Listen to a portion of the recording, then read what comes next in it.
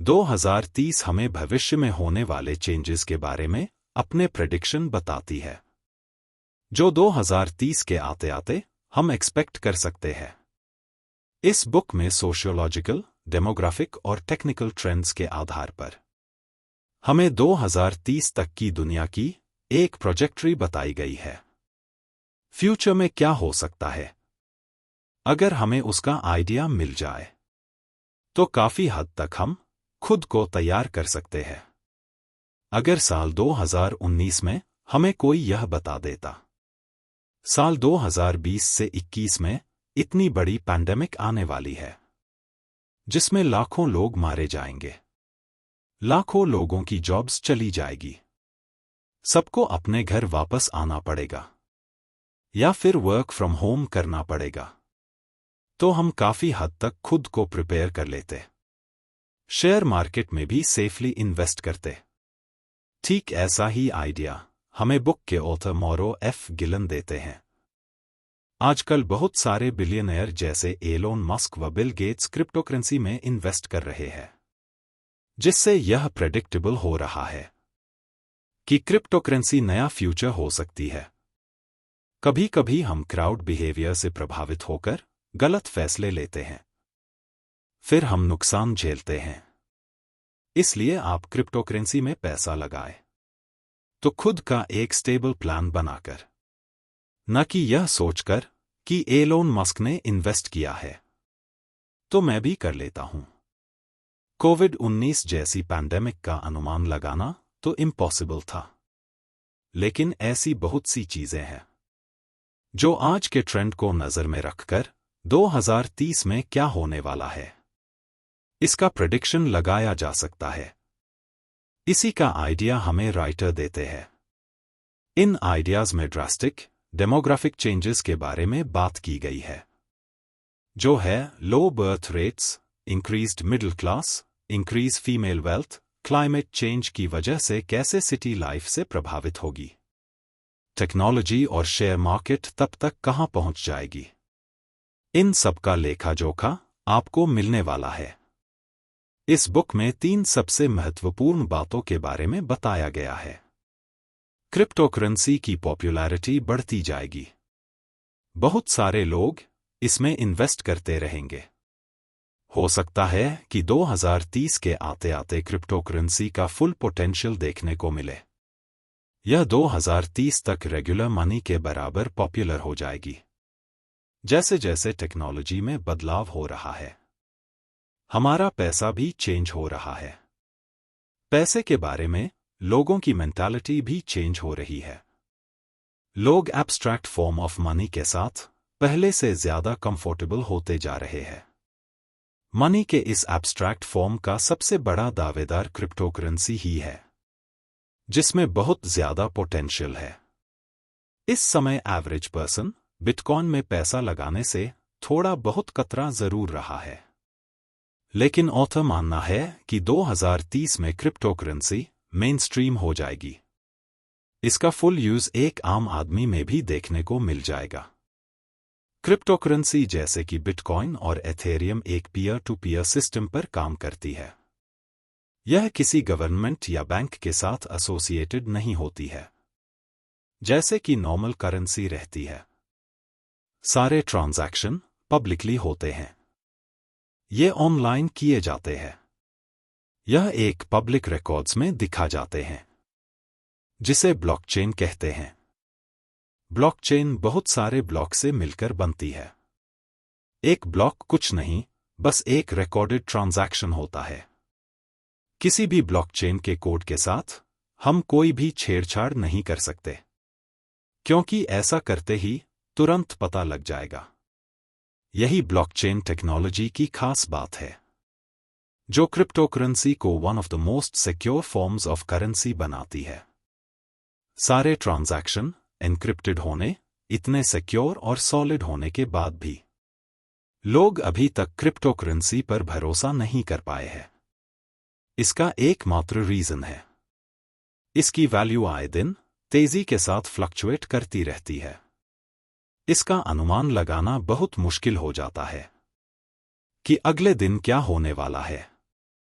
लेकिन ऑथर बताते हैं कि ब्लॉकचेन टेक्नोलॉजी में पोटेंशियल तो बहुत ज्यादा है, जो कि 2030 तक मनी मार्केट को पूरा का पूरा रेवोल्यूशनाइज कर देगी।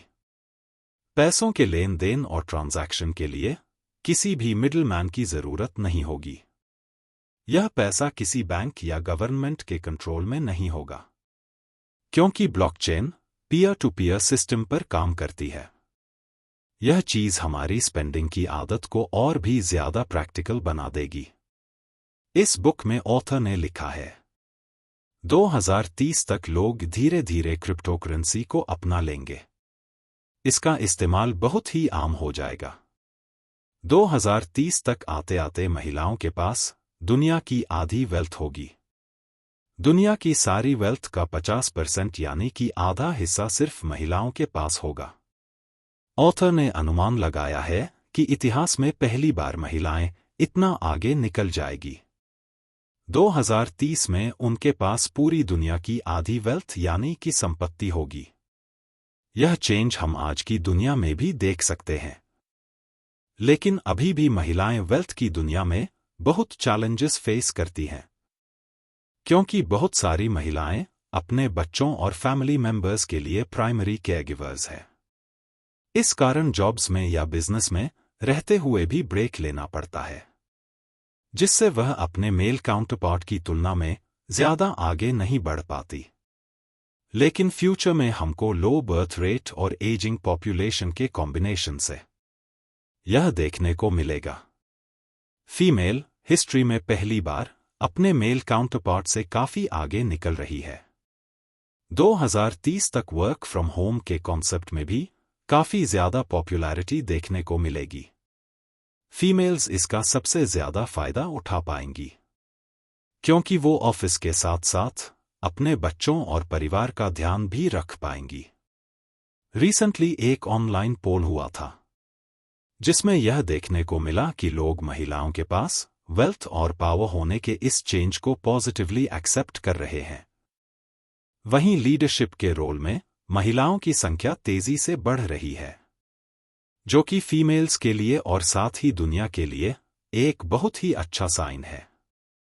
इससे ऑथर अनुमान लगा रहे हैं कि आने वाले डेकेड में फीमेल्स के पास दुनिया की 50% वेल्थ होगी। 2030 तक डिक्लाइनिंग बर्थ रेट के कारण हमारी दुनिया में बहुत बड़ा चेंज आने वाला है।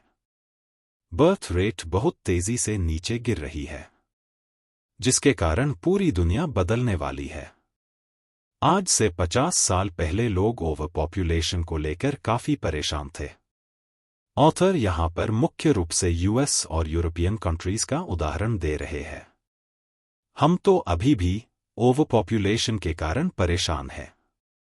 लेकिन पॉजिटिव साइन यह है कि बर्थ रेट में गिरावट आ रही है, जिसका फायदा 2030 तक लोगों को मिलेगा। ओवर पॉपुलेशन से आने वाली समस्याएं काफी हद तक कम हो जाएगी। यूएस में तो इसका इफेक्ट अभी से देखने को मिल रहा है। 1970 के बाद से यूएस में ऑन एन एवरेज हर महिला के पास 2 से कम बच्चे होते हैं। वहां तो हालत यह है कि करंट जनरेशन के रिप्लेसमेंट के बराबर भी वहां बच्चे नहीं हैं। भारत जैसे देशों के लिए यह एक बहुत अच्छी खबर है, लेकिन यूएस और जर्मनी जैसे देशों के लिए डिक्लाइन बर्थ रेट एक मुश्किल पैदा कर सकती है। कई यूरोपियन कंट्री में तो जॉब्स ज्यादा है, लेकिन जॉब्स को करने वाले कम है। यह दुनिया की बहुत बड़ी आयरनी है कि किसी देश में जॉब्स की कमी है, तो किसी देश में जॉब्स को करने वाले लोगों की कमी है। ऑथर यहां पर आर्ग्यू करते हैं कि यूएस जैसे देश में जहां पॉपुलेशन एरिया के हिसाब से वैसे ही कम है, अगर यह और भी कम होती जाए तो उनके पास टैक्स देने वालों की कमी हो जाएगी। इसका असर इकोनॉमी में देखने को मिल सकता है, क्योंकि आने वाली जनरेशन को इतना टैक्स तो देना ही पड़ेगा, जिससे रिटायर लोगों की पेंशन पर गवर्नमेंट पैसा इन्वेस्ट कर सके, यह सारी चीजें बैलेंस हो सके। इसके साथ ही बाकी डेवलपमेंट के लिए भी बजट कम न हो। बर्थ रेट के कम होने का सबसे बड़ा कारण है फीमेल्स अब ज्यादा संख्या में जॉब्स करने लगी है, जो कि हमने पॉइंट नंबर 2 में देखा था। जो महिलाएं एक्टिवली जॉब कर रही है, वह एक प्रॉपर फाइनेंशियल एस्टैब्लिशमेंट आने तक वेट कर रही है। उसके बाद ही बच्चे या आगे की लाइफ के बारे में सोचती है। ऑथर आर्ग्यू करते हैं कि एज के साथ फर्टिलिटी कम हो जाती है, लेकिन ऑथर बताते हैं कि डिक्लाइन बर्थ रेट का बस यही रीजन नहीं है। लोग पहले की तुलना में सेक्सुअल इंटरकोर्स भी कम करने लगे हैं। The archives of sexual behaviour ने 2010 में एक रिपोर्ट तैयार की थी, जिससे यह पाया गया कि 1990s की तुलना में इंटरकोर्स की दर 9 गुना नीचे आ गई है, जिसका कारण यह है कि टेक्नोलॉजी ने इतनी तरक्की कर ली है। हमारे पास घरों में ही दुनिया भर के डिस्ट्रैक्शन मौजूद है, जिसमें टीवी, स्मार्टफोन, वीडियो गेम्स व इंटरनेट शामिल है। लेकिन हर कंट्री में बर्थ रेट डिक्लाइन नहीं हो रहा है। सब सहारन अफ्रीका का रीजन इस समय एक पॉपुलेशन बूम को एक्सपीरियंस कर रहा है। वहां बर्थ रेट काफी तेजी से बढ़ रहा है। यह कंट्रीज इंपोर्टेड फूड पर डिपेंड करती है।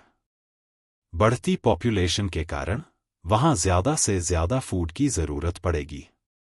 2030 में ये इंडस्ट्री $1 ट्रिलियन इंडस्ट्री का रूप ले लेगी। इस समस्या के कारण वेस्टर्न कंट्रीज को इमिग्रेंट्स को एक्सेप्ट करना बहुत ही ज्यादा जरूरी है, क्योंकि यहां पॉपुलेशन बहुत ही कम होती जा रही है। Thank you for watching video.